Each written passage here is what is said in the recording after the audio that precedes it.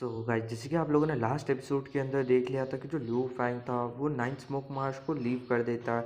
वहाँ से वो डायरेक्टली ईस्ट मिलिट्री कैंप के अंदर चले जाता है और वही लू फैंग के साथ वो ही भी चला जाता है। वही हम लोगों को देखने के लिए मिलता है जो हमारे कैप्टन कूफा और यूला होता है वो अभी भी अपने लोगों के साथ नाइन्थ स्मोक मार्च के अंदर ही थे और अपना मिशन कंप्लीट करने की कोशिश कर रहे थे। फिलहाल तो ये जो कूफा और यूला होता है इनके पास कोई दूसरा सोल्यूशन नहीं मिल रहा था क्योंकि इनके पास अभी इनफ मिलिट्रिकल क्रेडिट्स नहीं थे, जिसके कारण इनके दिमागों के अंदर इतने सारे सॉल्यूशंस आ रहे थे, इतने सारा मतलब सर दर्द हो रहा था। इनको कुछ भी समझ नहीं आ रहा था कि एक्चुअल में ये लोग किस तरीके से अपने पॉइंट्स को कंप्लीट करेंगे। इवन थॉट इन लोगों के दिमाग में ऐसे ख्याल भी आ रहे थे कि ये लोग अपने टीममेट्स को मार के उनके थ्रू उनके पॉइंट्स ले ले, क्योंकि गाइस यहाँ पे कुछ ही लोग ज़िंदा बचने वाले थे। जिन लोगों के मिशन कंप्लीट नहीं होते उनको तो वैसे भी मरना ही था, तो इसके बदले अगर दो चार को मार के अगर एक दो जिंदा बचते हैं तो इसमें कोई ज़्यादा बुराई भी नहीं। वही हम लोगों को देखने के लिए मिलता है जो लू फैंग होता है। लू फैंग के साथ और भी काफ़ी सारे जो ट्राइबल वॉरियर्स और बीस्ट होता है वो लोग भी आ जाता है लंबी चौड़ी लाइन के अंदर। ये सब लोग एक्चुअल में आर्मी ज्वाइन करना चाहते थे, इसलिए वो ये लोग यहाँ पे आए थे। इसी के बाद जो लू फैंग होता है वो मिलिट्री कैंप चला जाता है और जैसे ही लूफेंग मिलिट्री कैंप में पहुंचते हैं वहाँ पे काफ़ी सारे वार्म होल से, इन सारे वार्म होल से एक के बाद एक करके लूफेंग गुजरते जा रहा था और बाकी के जो लूफेंग के साथ वॉरियर्स थे वो लोग भी एक के बाद एक इन वार्म होल से गुजर रहे थे। एक्चुअल में कई जो वार्म होते थे एक तरीके से प्रोटेक्शन टाइप के वार्म होते होते कुछ यहाँ पे मतलब लगा होता है कुछ तो भी।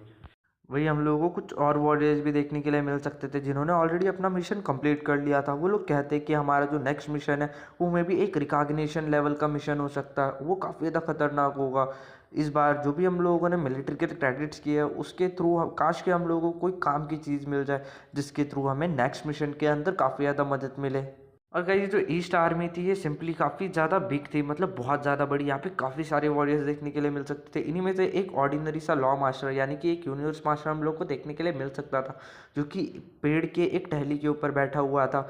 ये जो बंदा होता है ये एंसिस्टर का बंदा होता है, मतलब ये पर्पल मून होली लैंड से होता है। ये कहता है कि अच्छा हुआ मैं आर्मी के द्वारा एक्सेप्ट कर लिया गया हूँ। अभी जो भी मुझे मिशन असाइन किया गया है बस मेरा मिशन कंप्लीट हो जाए और मैं उसे एक तरीके से एग्जीक्यूट कर दूँ, उसके बाद मेरे बल्ले बल्ले हो जाएंगे।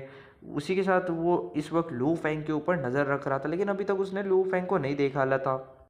इसी के साथ वो जो बंदा था वो कहता है कि मिल्की वे ऑर्डी लीडर ये सच्ची में काफ़ी ज़्यादा इंप्रेसिव है, लेकिन ये कितना भी ज़्यादा इंप्रेसिव क्यों ना हो, भली अगर इसने ट्रांसेंड इनकॉग्निशन कर लिया उसके बाद भी कोई मतलब नहीं रह जाएगा। ज़्यादा से ज़्यादा ये क्या करेगा, यूनिवर्स ओशन के अंदर एक दूसरा होली लैंड बना देगा बस।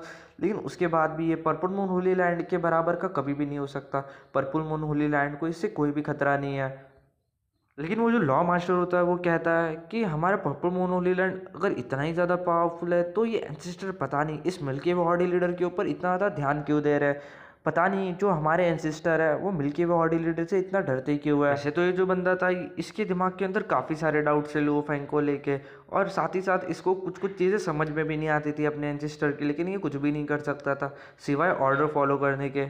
वही पप्पू मून एंसेस्टर जो पप्पू मून लैंड के अंदर थे वो इस वक्त हम लोगों को काफ़ी ज़्यादा गुस्से में देखने के लिए मिल सकते थे।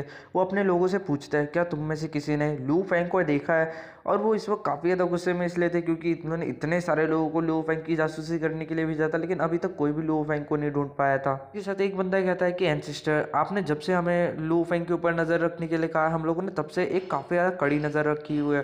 जो लू फैंग था वो वर्ल्ड ऑफ जिन के अंदर एंटर तो हुआ था, अंदर एंटर होने के बाद वो आर्मी के अंदर सिलेक्ट आउट हो गया, और आर्मी के अंदर सिलेक्ट आउट होना इतना ज़्यादा आसान नहीं होता। वहाँ पे सिलेक्ट आउट होने की जो चांसेस है वो काफ़ी ज़्यादा कम है हमारी, सो इसलिए हमें थोड़ा सा टाइम लग गया। लेकिन जैसे तैसे करके हम लोग भी ईस्ट आर्मी के अंदर सिलेक्ट हो गए। लेकिन इसके बाद हम लोगों ने काफ़ी सारे वार्म होल चेक किए, लेकिन स्टिल अभी तक हम लोग मिल्की वे हॉर्डी लीडर को नहीं देख पाए। वही जो एंसेस्टर होता है वो सोचता है क्या ऐसे कैसे हो सकता है करके, क्या वो मिल्की वे हॉर्डी लीडर ने अभी तक आर्मी ज्वाइन नहीं किया। इसी के साथ पप्पू एंसेस्टर कहता है कि उस बंदे के पास जुआनोंग रिवर का इनहेरिटेंस है, वो बंदा कुछ भी कर सकता है, वो वर्ल्ड ऑफ जिन के अंदर होने वाली किसी भी मुसीबत से आराम से टैकल कर सकता है। तुम उसके ऊपर एक क्लोज नज़र रखो, मुझे पता है वो आर्मी के अंदर या फिर कहीं ना कहीं तो ज़रूर होगा। तुम अच्छा सा अच्छा कनेक्शन रखो मिलिट्री के साथ ताकि हम लोग ज़्यादा से ज़्यादा इन्फॉर्मेशन गैदर कर सके। जो वहाँ की मिलिट्री है वो हमें लू फेंग के बारे में काफ़ी तगड़ी इन्फॉर्मेशन दे सकती है। इसी के साथ जो पर्पल मून रजिस्टर था उसके सामने दो बंदे बैठे हुए थे, तो दो में से एक को वो कहता है कि तुम जाओ और लू फैंग के ऊपर नज़र रखो, वो कहाँ पे उसे ढूंढो। और दूसरे बंदे को कहता है कि तुम बाकी जाओ और तुम जाके अपना मिशन कंप्लीट करो, जो कि मैंने तुम्हें ट्रुप्स वाला मिशन सौंपा था। अब ये मिशन क्या है ये आपको आगे जाके पता चलेगा। रजिस्टर कहता है कि तुम चिंता मत करो, नेक्स्ट यूनिवर्स एरा तक तुम्हारे साथ और भी काफ़ी सारे लोग आ जाएंगे, काफ़ी सारे यूनिवर्स मास्टर आ जाएंगे, जिसके बाद तुम्हें इतनी ज़्यादा मुश्किल नहीं होगी। फिलहाल अभी तुम अकेले हो, लेकिन आगे जाके और भी बहुत सारे तुम्हें कंपेनियन मिल जाएंगे। इसी के साथ वो दोनों के दोनों यूनिवर्स पर मास्टर हा के अंदर मुंडे हिलाते हैं और इसके बाद वो ऐसे चले जाते हैं। इसी के साथ जो पर्पल मून वाली लैंड होता है, वो इस वक्त मनी मन सोच रहा होता है कि लू फैंग, मैं हमेशा से सोचता था कि तुम्हें मारना इतना ज़्यादा आसान नहीं होगा ओरिजिनल यूनिवर्स के अंदर, और लिटरली ये पूरी तरीके से इम्पॉसिबल हो चुका था। लेकिन किसे पता था कि मेरी किस्मत इस तरीके से चमक जाएगी। तुम वर्ल्ड ऑफ जिन के अंदर हो, और वर्ल्ड ऑफ जिन ऐसा एग्जिस्टेंस है जहाँ पे काफ़ी ज़्यादा पावरफुल लोग हैं जो तुम्हें आराम से मार सकते हैं। सो इन सारी चीज़ों के लिए तुम मुझे ब्लेम नहीं कर सकते, तुम्हें अपने आप को ब्लेम करना चाहिए कि तुम्हें वो डुआंगडोंग रिवर का इनहेरिटेंस कभी भी नहीं लेना चाहिए था। इसी के साथ हम लोगों को लू फैंग देखने के लिए मिलता है, जो सोचता है कि अभी अभी उसने एक डिजास्टर लेवल का मिशन कंप्लीट किया है, जिसके कारण उसे काफ़ी सारा मिलिट्रिकल क्रेडिट भी मिला है। और इस मिशन को कंप्लीट करने का मतलब अभी अभी लंबे टाइम तक उसे कोई दूसरी प्रॉब्लम नहीं आने वाले मिलिट्री से, तो वो काफ़ी ज़्यादा सेफ है। इसी टाइम लू फेंग सोचता है कि इस टाइम के अंदर मैं ज़्यादा से ज़्यादा कोशिश करूँगा कि एंटायर वर्ल्ड ऑफ जिन के अंदर जितने ज़्यादा मतलब मिस्ट्रीज़ है, उन सारी मिस्ट्रीज़ को अनकवर करने के लिए। इसी के साथ हम लोगों को प्राइमल चौ सिटी लीडर भी देखने के लिए मिलता है, जो कि बीच में लू फेंग से कम्युनिकेट करता है। वो लू फेंग से कहते हैं कि तुम्हारी रिस्पॉन्सिबिलिटी सबसे ज़्यादा है, क्योंकि ह्यूमन रेस से तुम अकेले पर्सन हो जो सबसे पहले मिलिट्री के अंदर एंटर किया हो, और सबसे ज़्यादा तुम्ही को मिला है। इसी के साथ वो लो फैंग से कहता है कि तुम अपनी ज़्यादा से ज़्यादा कोशिश करो, वहाँ पे ज़रूर कोई ना कोई ऐसा मेथड होगा जिसके थ्रू तुम ट्रू हॉर्ड के आगे अपना ब्रेक थ्रू कर सको। मतलब वो जो सीक्रेट है, वो सीक्रेट ढूंढने की बात कर रहे थे इस वक्त। ट्रू गॉड का मतलब आप लोगों को पता होगा, यूनिवर्स सुप्रीम मास्टर। और यूनिवर्स सुप्रीम मास्टर के आगे वाले रैंक तक जाने का अभी तक कोई दूसरा रास्ता नहीं है ओरिजिनल यूनिवर्स के अंदर, और ना ही अभी तक कोई जा पाया है। इसी के साथ लू फैंग प्राइमल चौ सिटी लीडर को ये भी बताता है, क्योंकि उसके पास काफ़ी सारे मिलिट्रिकल क्रेडिट्स है, तो हो सकता है कि वो काफ़ी सारी जो यूनियन मतलब सुप्रीम टू ट्रेजर्स है वो ह्यूमन रेस के लिए भेज दे। जब प्राइमल चौ सिटी लीडर ये सुनते हैं तो वो काफ़ी ज़्यादा खुश होता है, क्योंकि डेफिनेटली लू फैंग ने कभी भी उन्हें निराश नहीं किया था, और वो हमेशा उसको छोटे मोटे ऐसे सरप्राइजेस देते रहता था। अभी तो चौ सिटी लीडर को आदत पड़ चुकी थी इन सब चीज़ों की। इसी के साथ लू फैंग प्राइमल सिटी लीडर को ये भी कहता है कि मेरे को अभी मिलिट्रिकल पॉइंट के ऊपर जाना है, वहाँ पे जाके मुझे अपने पॉइंट्स को ट्रेड करना है, ताकि मैं ज़्यादा से ज़्यादा इन्फॉर्मेशन और ज़्यादा से ज़्यादा इनहेरिटेंस ले सकूँ। एक बार मेरा ये काम हो जाए, उसके बाद मैं जल्दी वापस से आके आपको वो सारे सुप्रीम टू ट्रेजर्स भिजवा दूंगा जो कि मेरे पास एक्स्ट्रा पड़े होंगे। वही सिटी लीडर लू फैंग से कहता है कि कोशिश करना कि तुम अपने आप की पोजीशन मतलब अपने आप की जो आइडेंटिटी है वो जितनी ज़्यादा हाइड रख सकते हो उतनी ज़्यादा हाइड रखना, क्योंकि वो जो वर्ल्ड ऑफ जिन है वो लिटरली काफ़ी ज़्यादा डेंजरस है हमारे यूनिवर्स ओशन से। तो वहाँ पे का जो रिस्क है वो लिटरली काफ़ी ज़्यादा हाई है। इसी वजह लो फैंग हाँ के अंदर मुंडी हिलाते हैं, क्योंकि उसे डेफिनेटली पता था कि उसके जो टीचर है वो उसकी काफ़ी ज़्यादा चिंता करता है, इसलिए वो ज़्यादा इन सब चीज़ों के बारे में नहीं सोचता। इसी के साथ हम लोग को लो फैंग ईस्ट आर्मी मिलिट्री कैंप में देखने के लिए मिलता है, पाइथन रिवर आर्मी कैंप के अंदर। लो फैंग के साथ इस वक्त वही भी था। वही मिल्की वे से कहता है कि हम फाइनली अभी मिलिट्री कैंप पहुंच चुके हैं, तो मुझे लगता है कि तुम्हें वो कॉइन्स मुझे दे देने चाहिए। मैं तुम्हारे लिए ट्रेजर भी मैंने इकट्ठा करके रखा है, तुम्हें जो भी चाहिए होगा तुम रख लेना, बस मुझे तुम्हारे कुछ मिलिट्रिकल क्रेडिट्स दे दो ताकि मैं इस मिशन को पास कर सकूँ। वही लू फैंग वही से पूछता है, क्या तुमने मेरे लिए सारे के सारे ट्रेजर प्रिपेयर करके भी रख लिए? लेकिन उसके बाद लू फैंग स्माइल करता है और फिर कहता है कि ज़्यादा चिंता करने की ज़रूरत नहीं है, और ना ही ज़्यादा जल्दीबाजी करने की ज़रूरत है। मैं सबसे पहले मिलिट्री पॉइंट के अंदर जाऊंगा और वहाँ पे जाके मिलिट्री पॉइंट्स को एक्सचेंज करूंगा। मैं देखूंगा कि वहाँ पे क्या क्या कैसे कैसे मिलता है। मतलब एक बार लू फैंग सबसे पहले मार्केट में जाके देखना चाहता था कि एक्चुअल में जो वो 10,000 मिलिट्रिकल कंट्रीब्यूशन पॉइंट वही को देने वाला है, एक्चुअल में उसकी प्राइस क्या है, 10,000 मिलिट्रिकल पॉइंट्स में लू फैंग क्या क्या ले सकता है। फिर उसके बेसिस के ऊपर लू फैंग जो कुछ भी ले पाएगा उसका डबल से ट्रिपल लू फैंग वही से चार्ज करने वाला था। इसी के साथ जो वही होता है, अभी वो लो फैंग के साथ और ज़्यादा आर्ग्यू नहीं कर सकता था, क्योंकि अगर वो और ज़्यादा आर्ग्यू करता तो डेफिनेटली लो फैंग को शक हो जाता, और वैसे शक वाली बात नहीं थी, लो फैंग को ऑलरेडी वही के ऊपर शक था। और लो फैंग ये भी जानता था कि वही बस अपने मतलब के लिए सब कुछ कर रहा है, इसलिए लो फैंग भी उसे कुछ नहीं कहता। वही लो फैंग को बस जाते जाते ये कहता है कि तुम वहाँ पे जा सकते हो मिलिट्रिकल पॉइंट के अंदर अपने कंट्रीब्यूशन पॉइंट को एक्सचेंज करने के लिए, लेकिन याद रखना एक डेड बॉडी मेरे लिए ज़रूर रखना ट्रू गॉड की, वरना मेरे लिए काफ़ी ज़्यादा मुश्किल हो जाएगा। जाएगा। इस वक्त जो वही था वो काफ़ी ज़्यादा चिंतित था, क्योंकि अगर लू फैंग ने सारे के सारे ट्रू गॉड्स के कॉप्स को मिलिट्रिकल क्रेडिट्स के अंदर एक्सचेंज कर दिया या फिर अपने लिए कुछ और खरीद लिया, तो डेफिनेटली वही का ज़िंदा बचना पूरी तरीके से नामुमकिन था, क्योंकि मिलिट्री डेफिनेटली उसे मिशन ना कंप्लीट करने के जुर्म के अंदर मरवा देती।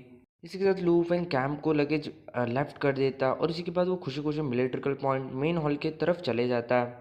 इसी के साथ जब लू फेंग यहाँ पे मिलिट्रिकल पॉइंट एक्सचेंज करने के लिए जाता है, तो उसे भी वही वर्चुअल यूनिवर्स देखने के लिए मिलता है जो कि रैम्पेज डेविल गॉड ने देखा था। गाइस, ये जो वर्चुअल यूनिवर्स था, एक्चुअल में जो ओरिजिनल यूनिवर्स के अंदर वर्चुअल यूनिवर्स है उसके अंदर बस आपके दिमाग की शक्ति जा सकती है या फिर आपकी कॉन्शियसनेस जा सकती है।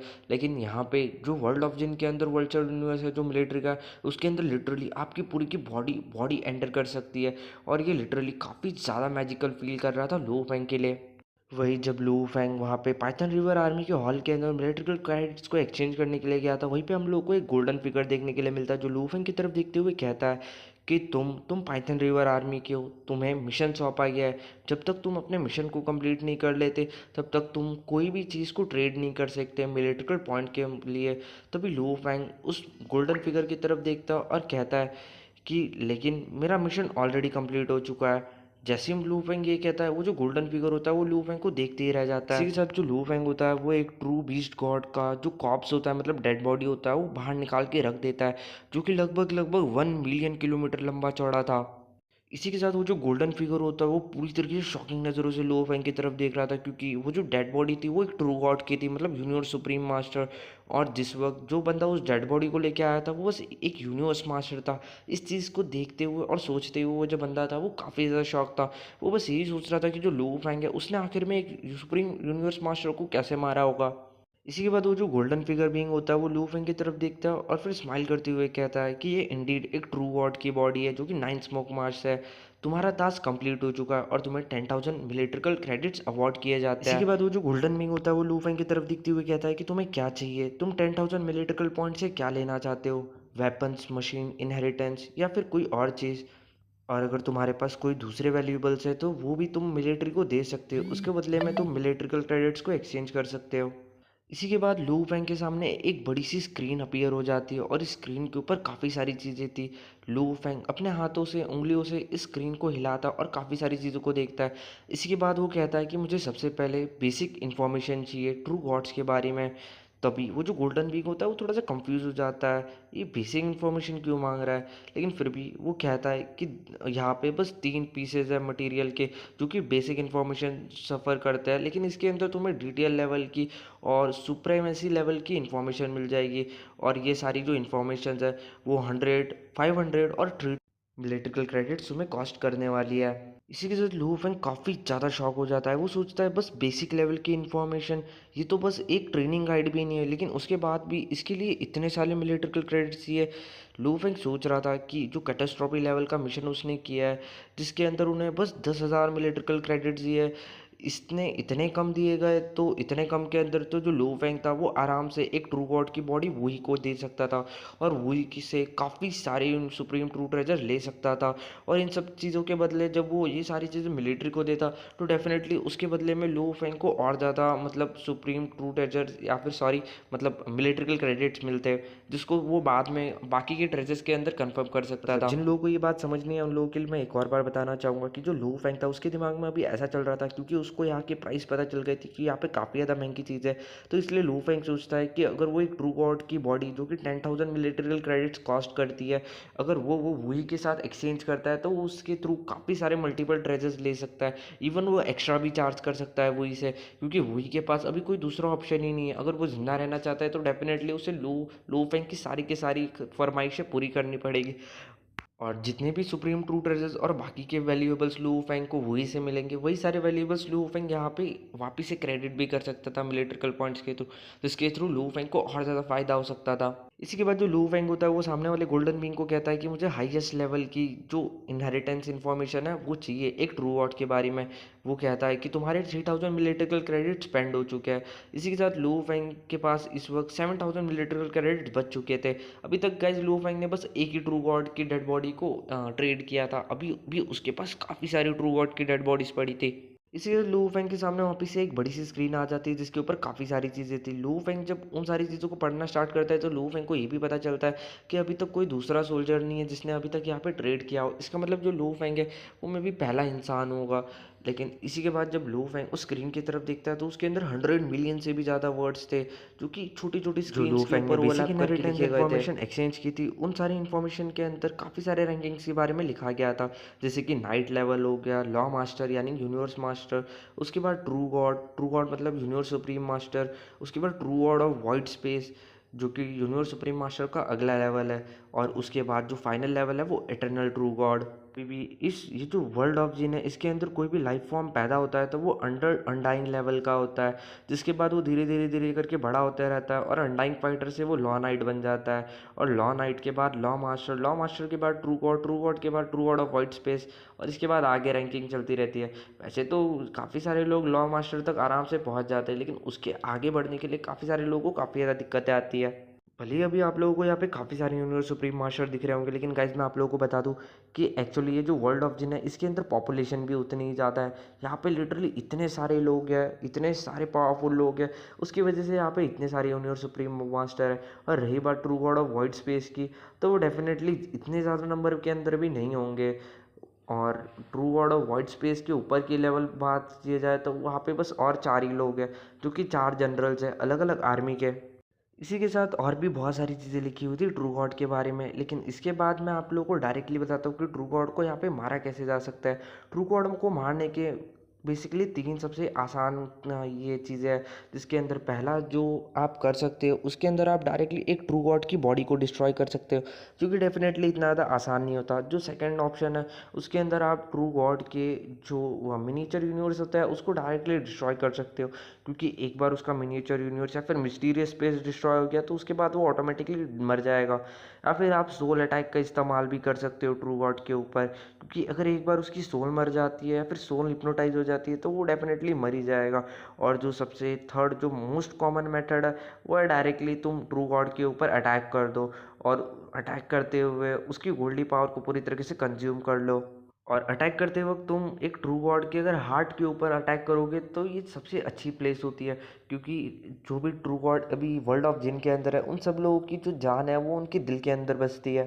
और गैस कहा जाता है कि अगर एक पर्सन कोई भी इटर्नल ट्रू गॉड लेवल को सप्रेस कर देता है या फिर एक इटर्नल ट्रू गॉड बन जाता है तो उसके बाद वो आराम से वर्ल्ड ऑफ जिन के जो सबसे ज़्यादा फेमस पर्सन है his majesty of Goldy king, उसके लिए वो सर्व कर सकता है। मतलब उसके लिए वो सबसे ज़्यादा लॉयल कैंडिडेट रह जाएगा, जो कि जनरल्स है। लेकिन लू फेंग सोचता है कि ये गोल्डी किंग को सब सर्व करने के पीछे क्यों पड़े हुए हैं, ये गोल्डी किंग तो मर भी चुका होगा, जहाँ तक कि लू फेंग को लगता था, क्योंकि बाहर जो इतना बड़ा सा जाइंट ह्यूमन शेप क्रिएचर जो यूनिवर्स ओशन के अंदर फोर्थ लैंड ऑफ एक्सट्रीमनेस के अंदर पड़ा हुआ है या फिर fourth land of extremeness create कर चुका है, वो already his majesty of Goldy King ही है, जो कि ऑलरेडी मर चुका है। और जिस हिसाब से ओरिजिनल माइंड ने लू फेंग को कहा था कि वर्ल्ड ऑफ जिन के अंदर से कोई भी ऐसी लाइफ फॉर्म नहीं है जो कि बाहर आके सरवाइव कर सकती है, तो डेफिनेटली ये जो his majesty of Goldy king है ये भी मर चुका होगा। और गाइस साथ ही साथ लू फेंग को ये भी पता चलता है कि जो स्मॉलेस्ट डायमीटर होता है एक true god of white space के मिनिएचर यूनिवर्स का, वो लगभग लगभग 1 बिलियन लाइट ईयर्स तक होता है, और वो ज़्यादा से ज़्यादा एक्सटेंड होते होते 10 बिलियन लाइट ईयर्स तक बढ़ सकता है। ये जब लू फेंग सुनता है तो पूरी तरीके से सरप्राइज हो जाता है, क्योंकि जो पर्पल मून होली लैंड था उसका डायमीटर बस 2.1 बिलियन लाइट ईयर्स था, और ईस्ट टेम्पल होली लैंड का 3.2 बिलियन लाइट ईयर। मतलब यहाँ पे जो नॉर्मल मिनिएचर यूनिवर्स होते हैं वही 1 बिलियन लाइट ईयर्स के होते हैं, और जो सबसे ज़्यादा बड़े बड़े मिनिएचर यूनिवर्स है वो आराम से 10 बिलियन लाइट ईयर्स तक हो जाता है। मतलब ईस्ट एम्परर होली लैंड और पर्पल मून होली लैंड के मिनिएचर यूनिवर्स से भी 6 से 7 गुना ज़्यादा बड़ा। लेकिन गाइस कहा जाता है कि ये जो वर्ल्ड ऑफ जिन के अंदर जितने भी मिनिएचर यूनिवर्स है वो सारे सेंटर के अंदर रखे गए हो वर्ल्ड ऑफ जिन के, क्योंकि his majesty of Goldy king ने रखे है। सो इसलिए कोई भी ग्रेट बिंग उनके मिनिएचर यूनिवर्स तक नहीं पहुंच सकता। वैसे तो यहाँ पे 3 मेन लेवल्स थे प्रोग्रेशन के अंदर, जिनको एलाइट्स कहा जाता था यहाँ का, जो कि true god of white space, और जो फाइनल लेवल है वो इटर्नल ट्रू गॉड है। वैसे तो सच्ची गाइस बोलो तो इटर्नल ट्रू गॉड के आगे भी काफ़ी सारे लेवल्स हैं, लेकिन वो आप लोगों को सेकेंड नोवेल में देखने के लिए मिलेंगे। और सेकंड नोवेल आपको कैसे मिलेगी वो मैं आपको ये नोवेल ख़त्म होने के बाद बताऊंगा। इसी के साथ कहा जाता है कि गाइस वर्ल्ड ऑफ जिन के अंदर अगर किसी को भी आगे प्रोग्रेस करना है या फिर एक ट्रू गॉड बनना है तो उसके लिए जो सबसे आसान और कॉमन रूट होता है वो होता है गोल्डी पावर रूट, और इसके अलावा अगर वो सेकंड रूट को चूज़ करता है तो वो काफ़ी ज़्यादा मुश्किल है, या फिर जो लॉ रूट कहा जाता है। नहीं गाइस, मैंने उल्टा कह दिया। जो लॉ रूट होता है वो इजी होता है, और जो गोल्डी पावर रूट होता है वो one of the most difficult root होता है, और यही गोल्डी पावर रूट अभी लू फैंग भी फॉलो कर रहा है। इसी के साथ गाइस लाइफ जीन लेवल के अंदर भी यहाँ पे काफ़ी सारे कैटेगरीज के अंदर डिवाइड किया गया है, जनरली 3 कैटेगरीज के अंदर। जो बंदा थर्ड कैटेगरी को हिट कर जाता है, मतलब 90,000 टाइम लाइफ जीन लेवल, उसे एक लेजेंड कहा जाता है। इन गाइस फिलहाल जो लू फैंग था वो गोल्डी पावर रूट को फॉलो कर रहा था, और गोल्डी पावर रूट से एक ट्रू गॉड बनना, मतलब यूनिवर्स सुप्रीम मास्टर बनना काफ़ी ज़्यादा मुश्किल था। मतलब आप ऐसे समझ सकते हो, जो बंदा अगर गोल्डी पावर रूट से एक ट्रू गॉड बनता है तो वो एक ट्रू गॉड से भी ज़्यादा पावरफुल, यानी कि आप ऐसा समझ सकते हो कि वो जो बंदा है वो कंपेरल करता है एक एटर्नल ट्रू गॉड, मतलब true god of wide space से भी ज़्यादा पावरफुल। मतलब वो एक ट्रू एटर्नल ट्रू गॉड, मतलब जो 4 जनरल्स है यहाँ के जो सबसे ज़्यादा मोस्ट पावरफुल होते हैं। मतलब ऐसे समझ लो, जिस दिन लू फैंग यूनिवर्स सुप्रीम मास्टर बनेगा, उस दिन लू फैंग ये जो वर्ल्ड ऑफ जिन है इसके टॉप मोस्ट सबसे ज़्यादा पावर हाउसेस के अंदर से एक बन जाएगा। साथ ही साथ जो भी ट्रू गॉड होता है, जो कि एक बार 90,000 टाइम जीन लेवल को अचीव कर ले, उसके बाद उसको true god of wide space और बाकी सारे लेवल्स तक पहुंचने के लिए ज़्यादा डिफिकल्टी नहीं आती। इन गोल्डी पावर रूट के अंदर जो सबसे ज़्यादा डिफिकल्ट पार्ट है वो यही है कि किसी भी बंदे को 90,000 टाइम्स लाइफ जीन लेवल लेना पड़ेगा, और सच्ची बोलो तो जो लू फैंग है उसका अभी भी 10,000 के करीब ही है। इसी के साथ लू फैंग सोचता है कि लू फैंग चाहे कितना भी कॉन्फिडेंस क्यों ना हो अपने ऊपर, लेकिन ये पूरी तरीके से इम्पॉसिबल था कि लू फैंग ये रिकॉग्निशन एरा खत्म होने से पहले 90,000 टाइम लाइफ जीन लेवल तक पहुंच सके। फिर चाहे वो बंदा कुछ भी कर ले, वो कितनी भी अपनी घिस ले, लेकिन 90,000 टाइम जीन लेवल लिटरली ये मुश्किल था, क्योंकि पिछले 8 बिलियन ईयर्स के अंदर ही जो लू फैंग था वो बस लगभग 10,000 टाइम लाइफ जीन लेवल ही हिट कर पाया था, और 10,000 टाइम लाइफ जीन लेवल से 90,000 टाइम लाइफ जीन लेवल, ये लिटरली काफ़ी ज़्यादा अनइमेजिनेबल सा लगता है सोचने के लिए भी।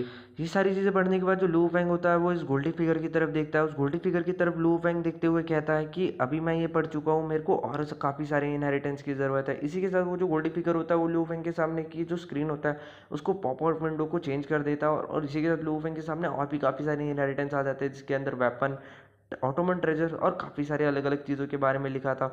इसी के साथ इन सब की जो कॉस्ट थी वो काफ़ी ज़्यादा गुना महंगी थी, मतलब 5,000 मिलिट्रियल क्रेडिट से स्टार्ट होती थी, वो 10,000 मिलिट्रियल क्रेडिट तक जाती थी, इवन टॉट वो 1 लाख मिलिट्रियल क्रेडिट तक जाती थी। जब लू फैंग इन सारी चीज़ों को देखता है तो उसकी आंखें फटी की फटी रह जाती है। वो सोचता है कि 10,000 मिलिट्रियल क्रेडिट्स, लिटरली ये पागल हो चुके हैं।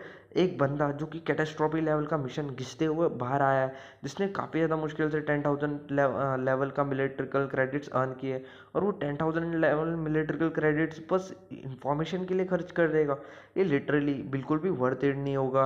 लेकिन लो फैंग के पास अभी बहुत पैसा था, उसको टेंशन लेने की कोई ज़रूरत नहीं थी। लेकिन जब लू फैंग उस इनहेरिटेंस के बारे में देखता है तो उस इनहेरिटेंस के अंदर सेकंड स्टेज के बारे में लिखा गया था, ब्लेजिंग गोल्डी पावर के, और ये एक सीक्रेट टेक्निक थी एक लॉ मास्टर की, जो कि काफ़ी ज़्यादा पावरफुल थी। क्योंकि गाइस ये जो टेक्निक थी, ये जो लू फैंग के पास वॉल्यूम ऑफ एक्सटर्मिनेशन थे वो उसके फर्स्ट 2 वॉल्यूम से कंपेयर करती थी, मतलब फर्स्ट 2 वॉल्यूम से कंपेयर किया जाए तो उनसे 10 गुना ज़्यादा पावरफुल थी। इसी के साथ लू फैंग काफ़ी सारे आर्मर्स की भी प्राइजेस देखता है, और वो जो आर्मर्स थे, मतलब जो ट्रू गॉड लेवल के आर्मर्स थे, मतलब सुप्रीम ट्रू ट्रेजर, वो लगभग 10,000 मिलिट्रिकल क्रेडिट्स के अराउंड कॉस्ट करते थे। और वही बाकी के जितने भी आर्मर और वेपन्स होते थे, कुछ कुछ वहाँ पे 2,000 मिलिट्रिकल क्रेडिट्स के भी थे। और अगर आप एक supreme true treasure palace ship की बात करो तो वो लगभग 50,000 मिलिट्रिकल क्रेडिट के आसपास कॉस्ट करती थी, मतलब चीपेस्ट वाली। महंगी वाली तो और कितनी भी ज़्यादा महंगी जा सकती है। अगर आप एक सोल टाइप का सुप्रीम ट्रू ट्रेजर बाय करना चाहते हो तो उसकी जो प्राइस थी वो लगभग 30,000 मिलिट्रिकल क्रेडिट्स के आसपास थी। डोमेन टाइप आर्मर्ड और बाकी सारी जितनी भी चीज़ें थी वो भी 30, 40 और 50,000 तक आ जाती थी। इस वक्त लू फैंग सोच रहा था कि फ़िलहाल उसके पास 3 लाख से भी ज़्यादा मिलिट्रिकल क्रेडिट्स है। इसका मतलब जो लू फैंग है वो एक decent amount of supreme true treasure trade कर सकता है यहाँ से। इसी के साथ काफ़ी सारे आर्मर्स देखने के बाद जो लू फैंग होता है, सुबह से शाम हो जाती है, लू फैंग कहता है कि मुझे अभी ऑटोमन टाइप के ट्रू ट्रेजर्स देखना है। इसी के साथ उसके सामने वाली स्क्रीन चेंज हो जाती है।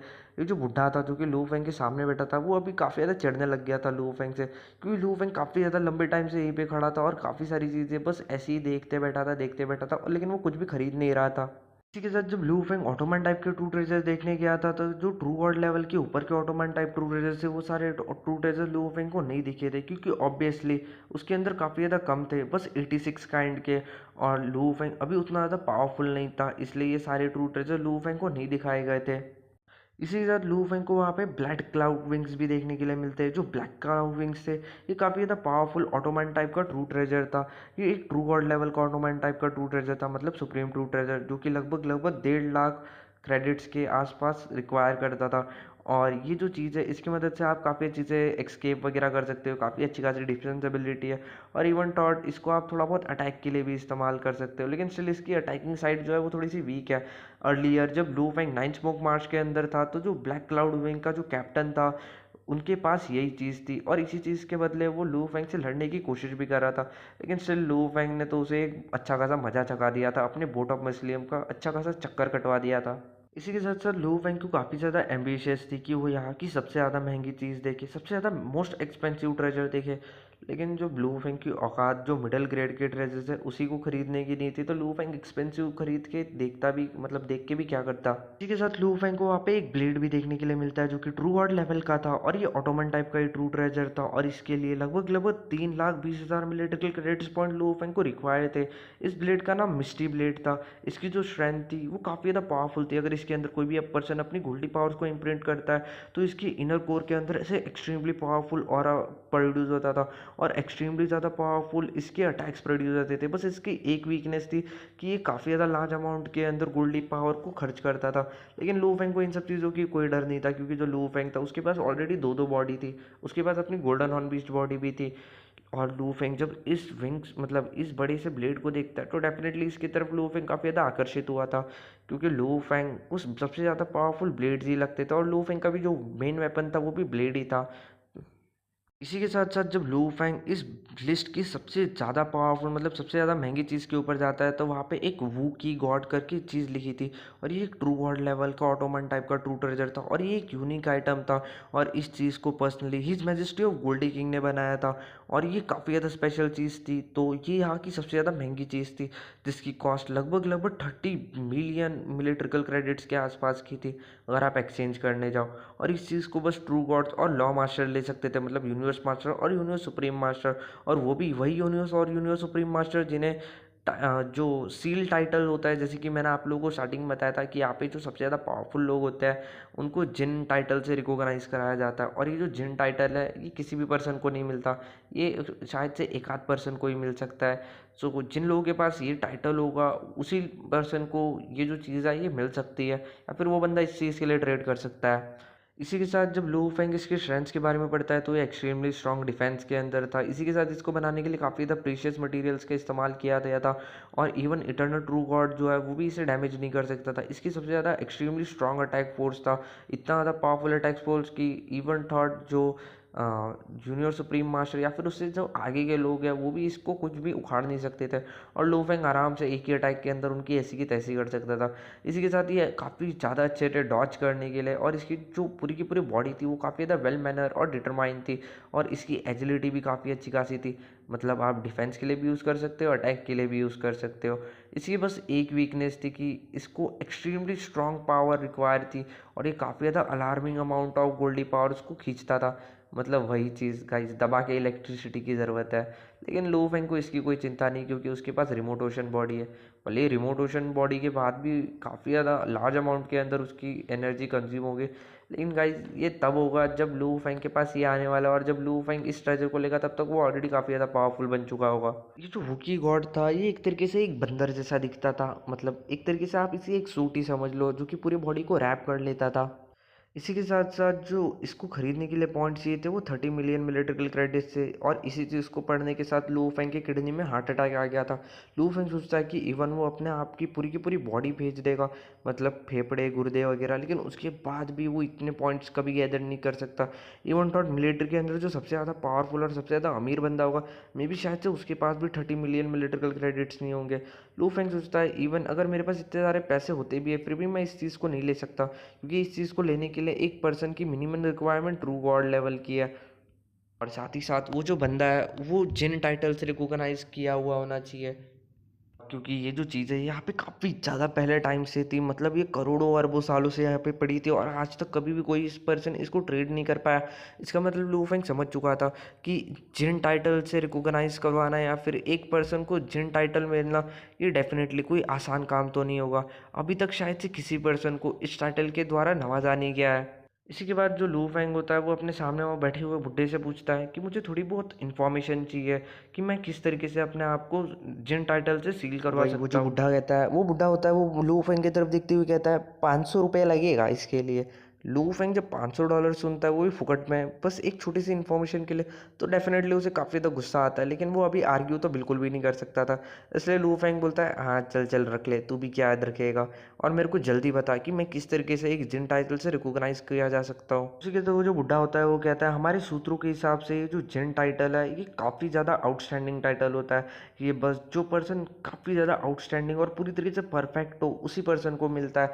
ये उस पर्सन को मिलता है जो कि पूरी तरीके से परफेक्शन लेवल को रीच कर चुका हो और वो काफ़ी ज़्यादा ओवर क्वालिफाइड हो, शायद उसी पर्सन को जिन टाइटल से रिकॉग्नाइज किया जा सकता है।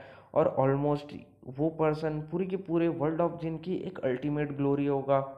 इसके साथ साथ वो बुड्ढा ये भी कहता है कि जिन लोगों को जिन टाइटल से रिकॉग्नाइज किया जाता है वो पूरे के पूरे वर्ल्ड ऑफ, मतलब ये जो वर्ल्ड ऑफ जिन है इसको डोमिनेट करते हैं। जैसे कि वो 4 जनरल्स, गाइज उन 4 जनरल्स को देखा जाए तो वो एक्चुअल में हो तो है, तो वो भी true god of white space ही, लेकिन वो true god of white space के एक दूसरे लेवल के ऊपर है।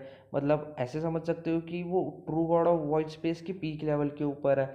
और जब उन्हें जिन टाइटल से सम्मानित किया जाता है तो डेफिनेटली उनकी जो पावर्स है वो एक अलग ही लेवल के ऊपर चली जाती है। तो पूरे के पूरे वर्ल्ड ऑफ जिनके अंदर बस 4 ही लोग हैं, वो 4 सुप्रीम जनरल्स, जो कि चारों मिलिट्री के हैं, east army, west army, south army, north army.